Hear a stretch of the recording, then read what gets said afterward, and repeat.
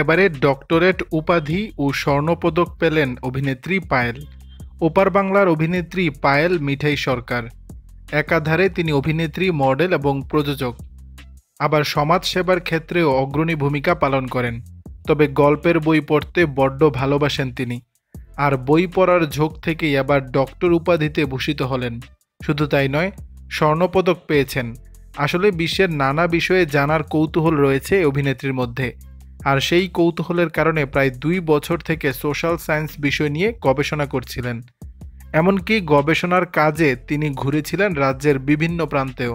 আসলে পায়েল বিশ্বাস করেন যে যারা সমাজসেবায় কাজ করে তাদের মধ্যে অর্ধেকই সেই কাজটাকে ভালোবেসে করেন না। তবে সমাজসেবার কাজ কিন্তু এক ধরনের পড়াশোনাই বটে। আর সেই বিষয়টিতে আরও গভীরভাবে জানতে হলে সোশ্যাল সায়েন্স বিষয়টিকে আয়ত্ত করতে হবে। সেই কারণে সোশ্যাল সায়েন্স নিয়েই গবেষণা করলেন অভিনেত্রী পায়েল মিঠাই সরকার।